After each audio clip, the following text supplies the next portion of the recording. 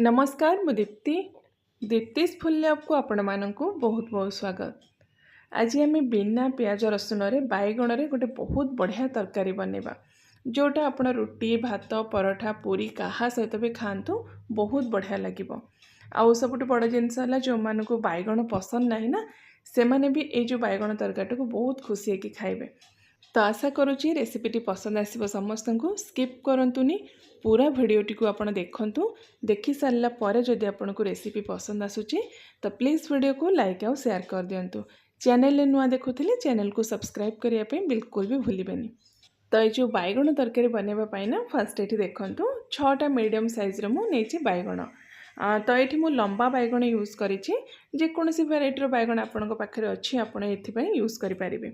तो फास्ट कौन करेंगे ना बैगण को भल भाव में पानी रे धोईदेवे धोईकी आप पोछीदेवे आ पोछी सारा पर एमती लंबा करके दुई फाड़ करके आम काटिदबा। जेहेतु यहाँ पतला बैगण अच्छी मु लंबा करके काटी दुई खंड करी।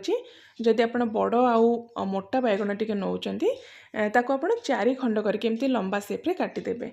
आउ बैगणर मझीरे ना एमती छोट छोट छुरी साहाय्य कट लगेदेवे भितर जाए काटबेनी बा खंड करेंगे ऊपर ऊपर बस एमती आप छोट छोट कट लगेदेवे। जहाँ भी आम मसला ए यूज करवा तार जो फ्लेवरटा बैगणर भितर जाए पूरा पलि आसब।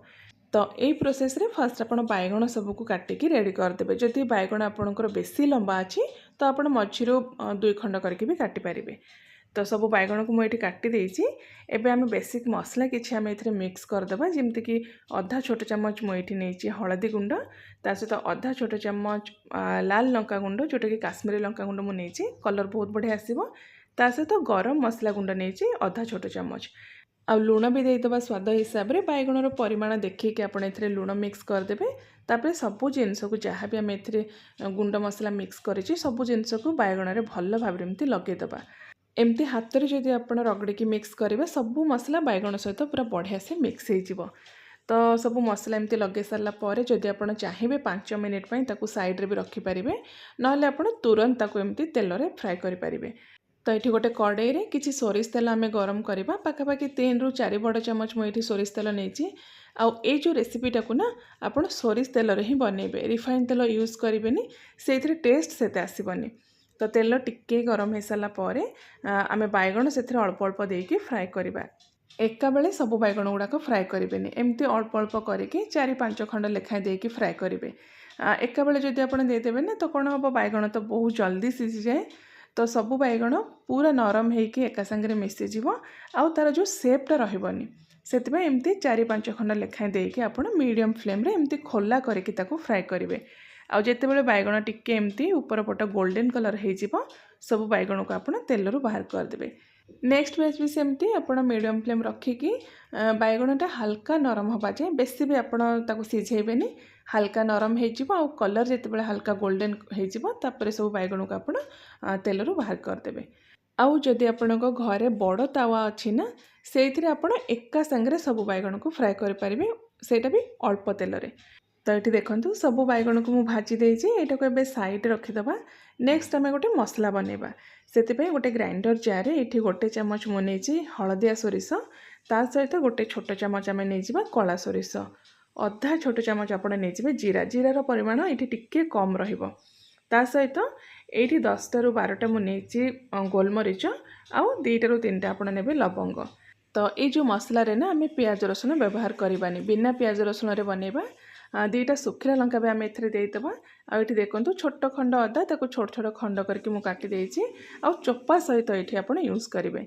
आउ 2 बड़ चमच फ्रेश नड़िया आम एथरे मिक्स करवा जोटा मु छोट छोट खंड करके काटी देछि आ गोटे बड़ चमच मिक्स करवा कंचा चीना बादाम बस एतिकी जिनस देकी दरकार हिसाब से जी आमको दरकार से पानी देकी ताको भल भाव में आम चिकण करके बाटीदबा। तो ये देखो आमर मसला पेस्ट पूरा रेडी हो गला। बहुत ही टेस्टी लगे तरकारी खायापी स्पेशली ये जो मसला पाई। तो ये आम साइड रखीदबा। नेक्स्ट देखो जो कड़ाई रे आम बैगण भाजी थे ना से अल्प किसी तेल रही जाइए पाखापाखि 2 चमच ये तेल रही एक्सट्रा तेल मुझे बिल्कुल भी ऐड करूनी से तेल ही आम बनइबा। तो तेल टिके गरम हो सारा पर गोटे सुखिला लंका गोटे चमच पंच फुटण आ अल्प टिके हिंगु ताकू देके टिके भाजीदबा। फुटण जिते बड़े आमर फुटीज अल्प किसी भृसंग पत्र ए पकेबा तापर जो मसला आम बाटिक रखी से मसला सबको आम ए मिक्स करदे आउ से जार रे पाखापाखि आधा कप पानी देके ताको भल भाव धोईकी से जो मसला पानीटा को आम ए मिक्स करवा। जेहेतु यहाँ सोरिष बटा मसला बेसी समय आपड़ ताको कषिबेनी जस्ट आप एमती मिक्स करदे। तापर गुंड मसला जमती कि आमर लंका गुंड काश्मीरी लंका गुंड मुझे गोटे चामच मिक्स करी ता सहित हलदी गुंड आधा छोट चामच एतिकी दे सारा पर ताको भल भाव एमती गोलैदबा। फ्लेम को मीडियम रखिकी आप 2 मिनिट ताको भाजीदेवे। तो 2 मिनिट पर मसला जितेबाला टिके एमती सुखीज तापर आम ए मिक्स करवा 2 ରୁ 3 बड़ चामच दही। आउ दहीटा जितेबाला आप मिक्स करेंगे ना फ्लेम को एकदम हाई रे रखिए आ दही को आप भल भाव फेंटिक ए मिक्स करेंगे। कंटिन्यू ये आप चलेबे बस 20 ରୁ 30 सेकेंड पे आप एमती भल भाव मिक्स करदेवे। बेसी टाइम कषिबेनी नहले तरकारी आपणकर पिता हो मसलाटा आपणकर पिता हो। तो 20-30 सेकेंड पर एथिरे आमे पानी मिक्स करवा। ये जो ग्रेवीटा ना बेसी आम पतला रखानी टिके लटपटिया टाइप रखा। तो दरकार हिसाब से आप पानी देवे आपन को जदि टिके ग्रेवी टाइप दरकार से हिसाब से आप एडजस्ट करके तार कंसिस्टेंसी को पानी मिक्स करेंगे।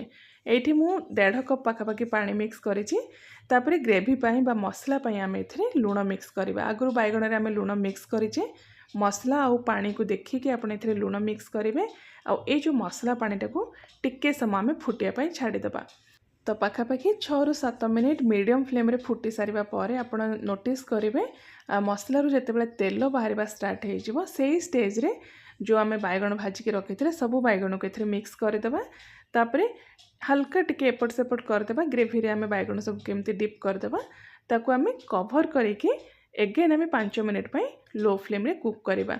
बैगण तो आम अलरेडी सीझी जाइए बेसी टाइम लगे बस मसलार जो फ्लेवरटा बैगण भितर आसवाई आम ताको एमती कभर करके 5 मिनिट लो फ्लेम रे कुक करवा।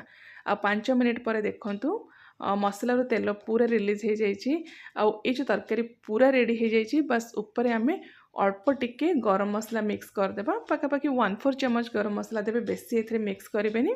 अल्प टिके गरम मसला पकेबा आउ धनिया पत्र रे आपण ताको गार्निश करके सर्व करेंगे।